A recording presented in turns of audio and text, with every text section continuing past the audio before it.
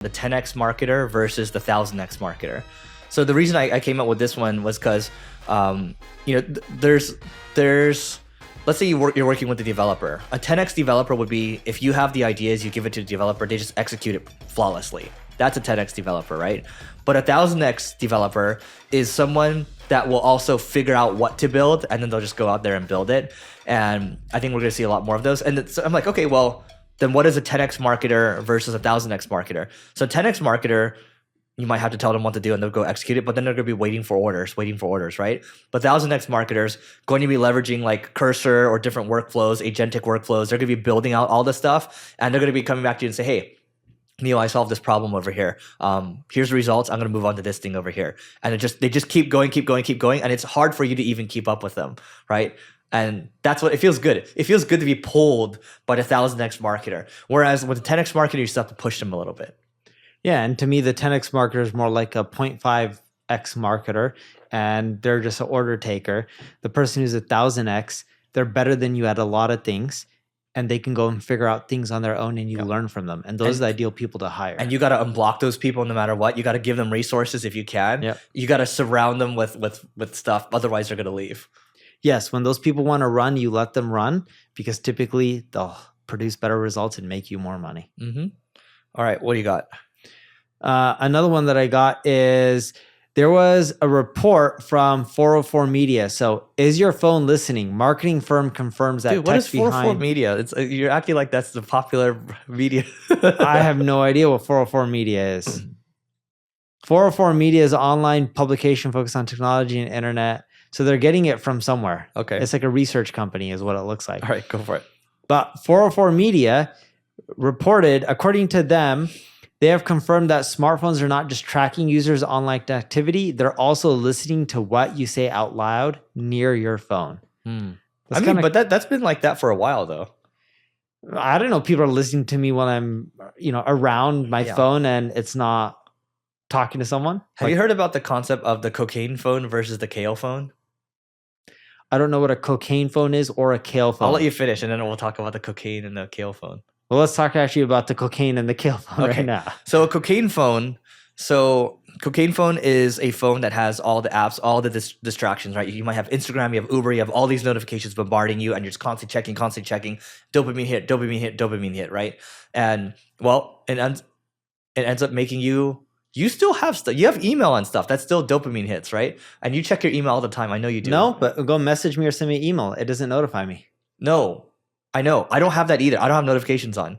But my point is, I'm still susceptible to checking stuff. Even though I have all these blockers, right? It doesn't let me use Instagram from like 9 a.m. to 7 p.m. or something. And like Twitter, I can't use it either. But point is, a Kale phone has no apps. It has no apps. It has nothing. You just use it to make phone calls and text people, and that's it, right? And so when you do that, it makes you feel a lot calmer, and you just use an old phone for that. You might have to pay for another phone number to do it. But I do find myself, like, the more I use this, if I go over like 3 hours of screen time, I start to feel anxious. Less than that, I'm all right. So I don't have these problems. I also don't just check my emails randomly, or I don't put blockers on my phone. I just don't use it that often. Yeah, well, you have discipline. Most people don't. Most people don't.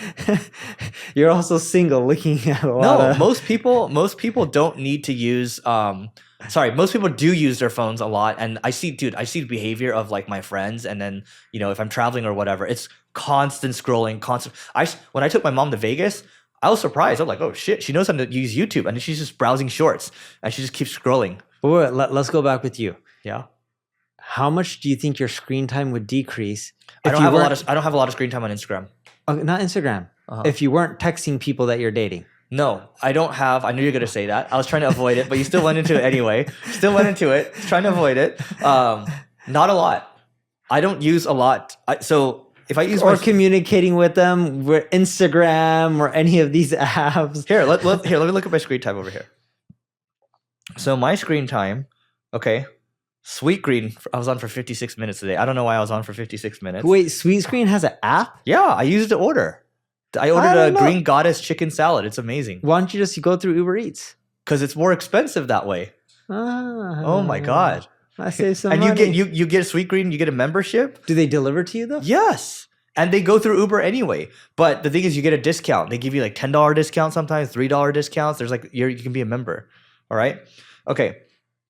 Gmail today only. Okay. So most used today is 56 minutes on Sweetgreen. X was 41 minutes. Instagram was 37 minutes. Messages was 25 minutes. Gmail's 12 minutes. Slack was 11 minutes. LinkedIn 5 minutes. I've used this It's for, off. There's no way you were on Sweetgreen for 56 minutes. It's Yeah. tracking it when you weren't using it. I think a lot of the tracking stuff is not perfect. Okay, let's check for the week. Okay. Instagram, 2.2 hours. A day Message- or total? Total for the last 7 that's days. good. And then messages, 2 hours. Okay. Yeah. That includes you as well. And then X would be 1 hour, 46 minutes. Eric does something that's really interesting. I don't do it, but I think it's a really smart move. Is he just keeps his phone on do not disturb. Mm-hmm. So that way when anyone texts him, it just does not notify. Did you know that with even random phone numbers, you can just block them? It just goes straight to voicemail. Do you have that set up? Yeah. Yeah. You dial like something star something or No, pound something. It's just a setting. You just tap it and then that's it. You can dial something where it just blocks all spam callers. Oh, really? Yeah. Oh, I didn't know that. I saw that on Instagram. Someone shared it with me. Oh, you They got texted Valley. it and they're like, dial this and your iPhone will block. And I'm like, this seems like a hoax. Yeah. And then I just tried it. Oh, you got value from a reel. And then I was like, oh. And then my calls decreased drastically. Wow. Okay. What is the star? Do you remember what you texted? I did not. It was a long time You could have got a ago. lot of views from this reel. Yeah. But I would have got a lot of views. Guess how many customers? Zero. Zero. So it's okay.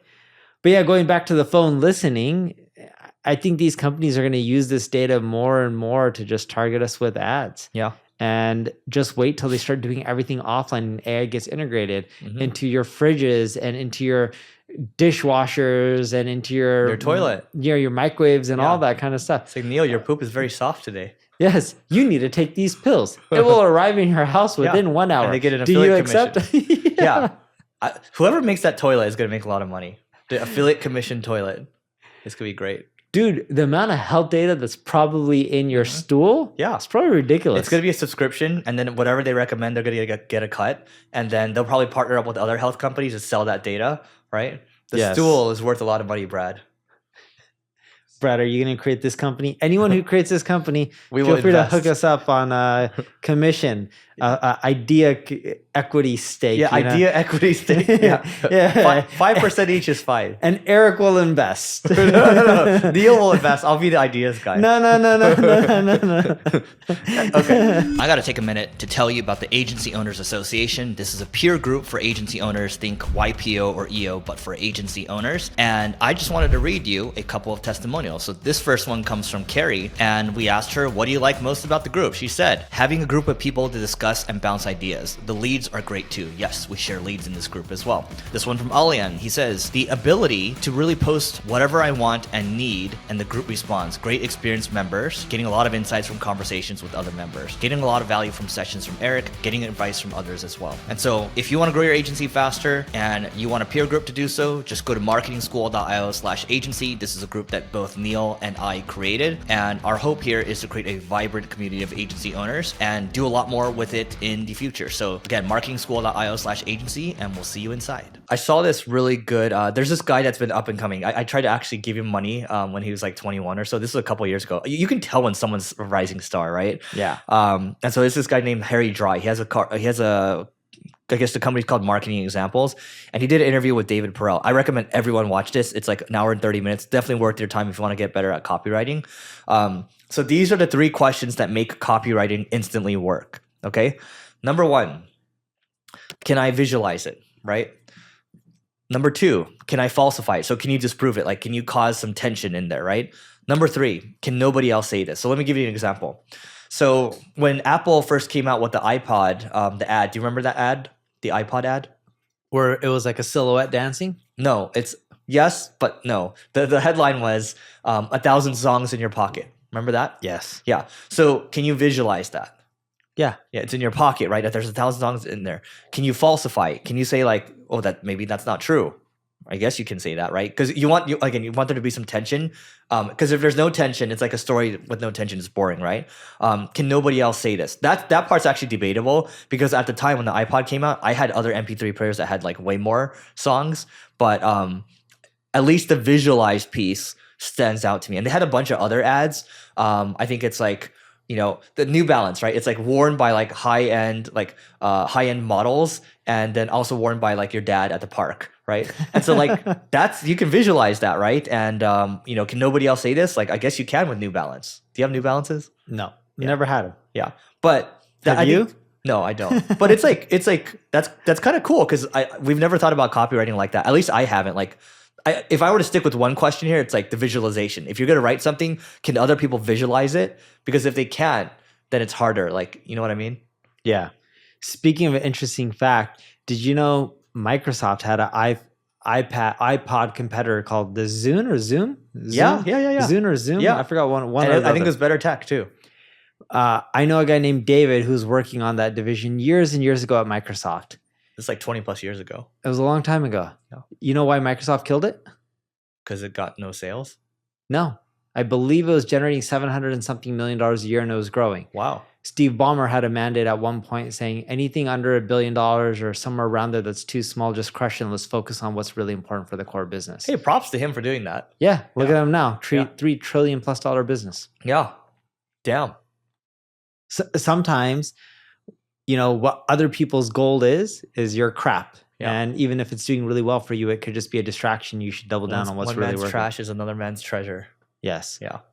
That's I don't know how often you do this, but just if the founder or the co-founders are super focused, that trickles down to the entire organization. Because if you're not focused, then everyone else starts doing a bunch of different things too. So it's really important to check with, hey, what are your top 3 priorities this week, right? X, Y, and Z. It's like, okay, how do your 3 priorities relate to your number 1 KPI? It's like, oh, well, these 2 don't relate that much. Okay, what are we going to do to fix it, right? And you have to constantly recalibrate. You have to be the bumpers there. And I think the founders are the ones that are going to care about this stuff. The founders are really going to care about this stuff.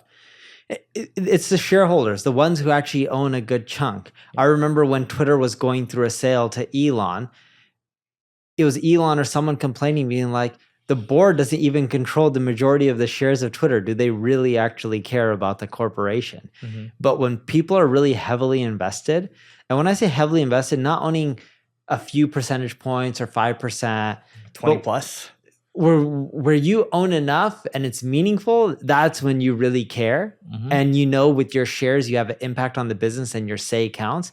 I think those people really care and they'll go above and beyond to protect the image, the product, the service, and make sure things are done right. What does Charlie Munger say? Don't compete with Patels for motels. Yes, he says that. But no, related to this, he says, show me the incentive and I'll show you the outcome. It's all about incentives at the end of the day. You got to set them up correctly. Otherwise, you're going to be in trouble. Like, by the way, when you set up incentives, and you've seen this 1,000 times, when you set up incentives with someone that's really motivated, everything just flies. Yeah. You know what I mean? And J. Paul Getty, I went to the Getty Villa the other day. But the Getty what? The Getty Villa. He has a Getty Museum here and a Getty Villa. I know the museum. What's a Getty Villa? He built like a Roman villa. It's right by Pacific Coast Highway. Check it out. It's free. You can go. But what is it? Like, I don't understand what a Getty Villa is. It's like, so he built like a Roman villa and it houses all his art. Like, he has like a bunch of vases and like torsos and things like that. It's interesting. So another museum. Yeah, it's another museum. But he really was inspired by like Italian just art and culture. And so he decided to build a villa out there. That's why it's called Getty Villa. But his whole thing is, what were we just talking about? I was tying it to something. The Charlie Munger. The incentives, right? It's like he had a guy named Simon or something, a very capable guy, right? And this guy was one of his, he ran one of his oil rigs. And he's like, dude, Simon, like, I come in here, I inspect the place, and I figure out the problem, the solution in an hour. You're a really smart guy. Like, why can't you figure it out? Because I can figure it out. And Simon's like, dude, you own the damn thing. You own all of this. Of course, anyone that's incentivized is going to figure it out much quicker than someone that's not. And then so J. Paul Getty's like, huh. So then he goes home and he's like, you know what? Goes back the next day. He's like, okay, I'm going to give you a profit share and all this stuff. Everything goes flying, right? And so you can't give incentives to someone that's incompetent, because I've done that before. I don't know if you had. It just never works. They still fall flat. But when you have it set up correctly with someone that's motivated, oh my God. dude, totally. I want to take a second to tell you about my podcast co-host agency, so NP Digital. So Neil Patel Digital, what they do is they do a whole host of marketing services, and they are global. They're worldwide. They have SMB services as well. They have mid-market to enterprise services as well. They cover the entire gamut. So you can just go to mpdigital.com to learn more about it. And now back to the episode. The number one reason that I see marketers fail with their marketing is not truly understanding the LTV. I don't know what it is, but marketers believe once you get a number of your lifetime value of your customer, and a lot of people actually have the wrong number, but once they have it, they believe, all right, now I can spend up to X dollars to acquire a customer. What a lot of marketers get wrong is when you're optimizing your marketing per channel, the lifetime value of your customer usually is a little bit different per channel as well. For example, we see Google SEO traffic driving a much higher LTV than Instagram ads, right? And marketers just take this arbitrary number of their LTV. You mean they blend it? They blend it, but then they're taking this number and they're just like, oh, okay, if our LTV is $500, profitably we can spend $200 per channel. Yeah. Well, if you're just blending it, but the majority of your customers come from Instagram now instead of Google, and your Google LTV was more like $600 and your Instagram LTV was like $350, you got a problem. Yep. And by the way, I one of my opinions is like on LTV, maybe you should optimize on gross profit LTV. You can. We look at your lifetime value and we look at all the numbers. I think my point is you should potentially look at both. Yes. Because people get lazy. I think the more you can get marketers to think like business people and then bring them into the business world and then talk, maybe they're sitting in on some finance meetings, the better they'll be in terms of performing better. Yeah. And then their goal should not just be to get more traffic and generate more customers profitably. Marketers also need to focus on maximizing the LTV. In other words, can you send more emails and get more repeat purchases? Can you figure out the number one reason people don't come back and buy your product, or the number one reason they churn, and start fixing some of those things?